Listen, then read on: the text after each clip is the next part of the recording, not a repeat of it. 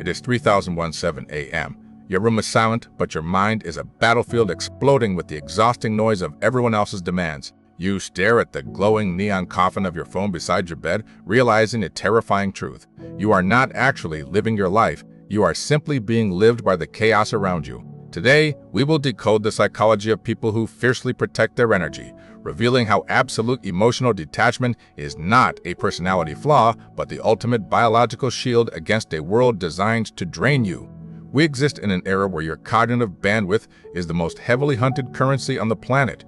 Every single day, your brain is bombarded by an unnatural volume of psychological demands.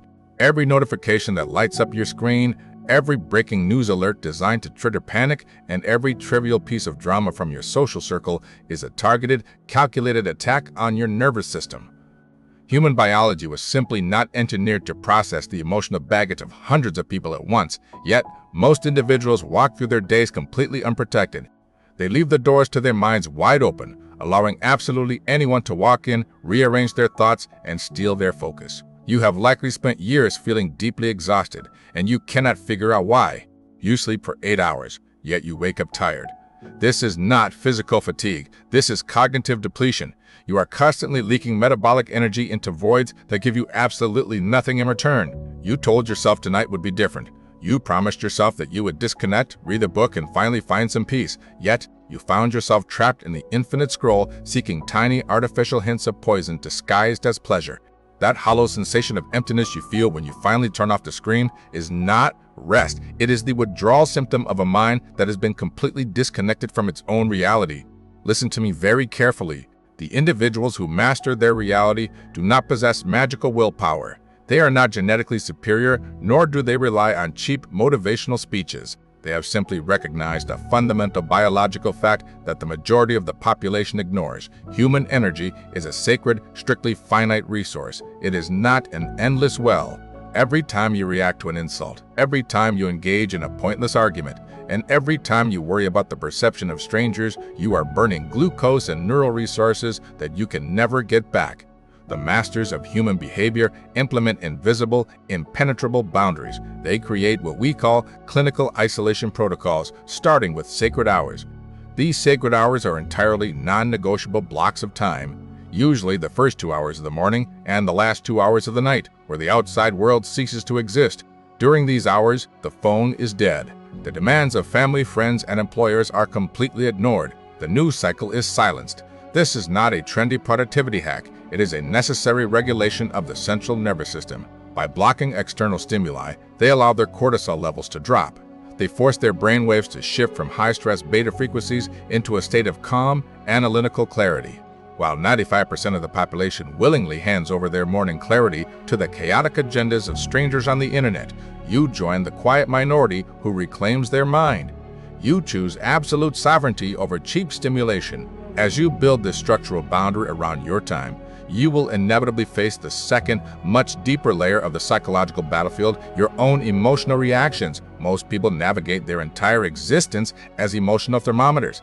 They simply reflect the temperature of the room they walk into. If someone insults them, their blood immediately boils. If someone ignores them, they spiral into paralyzing anxiety. If the news tells them to panic, they panic. They are absolute slaves to external stimuli, handing the remote control of their nervous system to whoever speaks the loudest or acts the most aggressively. But the psychology of those who protect their energy operates on a fundamentally different paradigm. They are not thermometers, they are thermostats. They set the internal temperature and they force the room to adjust to them. To achieve this level of dominance, you must understand a brutal reality about human interaction. You cannot control the external events, the disrespect, the manipulation, or the sudden crises that life throws at you, but you maintain absolute dictatorial dominion over the gap between the stimulus and your response. When you are provoked, your amygdala, the brain's primitive threat detector, wants you to lash out. It wants you to argue, to defend your ego, to write the angry comment, to prove the other person wrong. But reacting emotionally is a massive expenditure of metabolic energy. It is a trap designed to pull you down to the level of the aggressor. The masters of this game use a silent, cognitive protocol. When attacked, they stop. They breathe. They force the highly analytical part of their brain, the prefrontal cortex, to step in and ask one simple, ruthless question. Does engaging in this conflict help me build my empire, or does it slowly destroy me? 9 times out of 10, the answer is that the conflict is worthless. And so, they choose silence. They do not argue. They do not explain themselves. They let the insult pass right through them like wind through a hollow tree. They look at the person attempting to provoke them with a blank, clinical stare, and they simply walk away. This non-reaction is not weakness. It is the ultimate display of psychological superiority. You are communicating that the other person does not even possess the clearance level required to access your emotional grid. But here is where the illusion completely shatters. Here is where we must confront the darkest reality of why your energy is constantly drained. Look closely at the toxic people in your life right now. The constant complainers, the emotional vampires, the friends who manufacture crises, the people who demand endless emotional support but offer absolutely nothing in return. You tell yourself a very convincing lie about why you keep them around.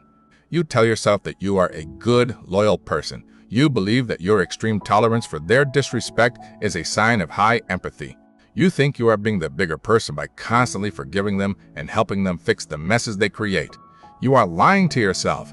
The painful truth is that you do not keep these highly toxic individuals in your life out of kindness. You keep them because your nervous system has become deeply, tragically addicted to their chaos. Subconsciously, fixing their problems and absorbing their manufactured drama is the perfect distraction from your own life. As long as you are putting out their fires, as long as you are playing the heroic therapist for people who refuse to heal, you never have to look at the terrifying empty void of your own unfulfilled potential. Your future self is standing in the corner of your room right now. They are watching you. They are watching you self-sabotage your own destiny, abandon your own goals, and drain your own life force just to play the savior for people who do not even respect you. You are using their chaos as a shield against your own responsibility. Protecting your energy requires you to brutally and unapologetically cut the strings. You must conduct a clinical audit of how people make you feel after an interaction. If your energy plummets when they enter the room, if your jaw clenches when their name appears on your phone, their access to you must be permanently revoked. You do not owe them an explanation. You do not owe them a transition period. This is not cruelty. This is the ultimate, necessary act of self-preservation. Let the average individual drown in their self-created drama. You are not a rehabilitation center for broken people who refuse to take accountability. By walking away from the noise without a single word of apology, you forge an iron soul while others allow themselves to be slowly fragmented. Once you detach from these toxic external forces, you must turn your attention inward. You must confront the internal leaks that are quietly bleeding your system dry. You are likely losing massive amounts of energy by being constantly trapped in the wrong timeline. The human mind has a dangerous tendency to abandon the present. You replay past regrets on an endless, agonizing loop. You torture yourself over conversations that happened 5 years ago, thinking of the perfect comeback you should have said. Or you project yourself far into the future, agonizing over catastrophic scenarios that do not even exist yet.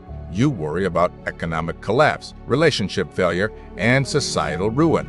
The result of this mental time travel is a total abandonment of the present moment. You are physically here, sitting in a chair or walking down the street, but mentally, you are a ghost. You miss the actual, tangible experience of your life because your focus is stretched so incredibly thin across timelines that you have absolutely no density in the present.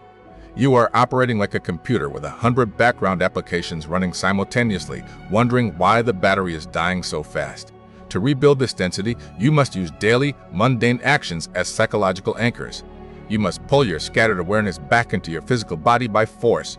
When you drink a glass of water, you must focus entirely on the cold temperature of the glass against your skin. When you walk, you must feel the specific heavy weight of your steps hitting the pavement. When you breathe, you must track the air entering your lungs. You use the physical world to drag your mind out of the phantom timelines. The present moment is the only place where you have any actual power. The past is a graveyard of memories you cannot change, and the future is an imaginary construct designed to steal your focus. By anchoring yourself in the exact second you are living, you instantly cut off the energy supply to your anxiety. Finally, you must understand that the ultimate shield for your energy is not found in creating a soft, comfortable environment. It is found in the deliberate embrace of voluntary hardship, The modern world has sold you a lethal, paralyzing lie. Society has convinced you that comfort, ease, and constant pleasure are the ultimate goals of human existence. You are told to avoid friction, to seek convenience, to outsource your effort, and to prioritize feeling good above all else. But biological comfort is a dangerous trap. It softens your mind, weakens your resilience, and makes your nervous system incredibly fragile to the slightest inconvenience. When you live a life entirely devoid of struggle, a late delivery or a minor disagreement feels like a catastrophic emergency. Those who master their energy know that true, unshakable strength is exclusively forged in the fires of voluntary discomfort.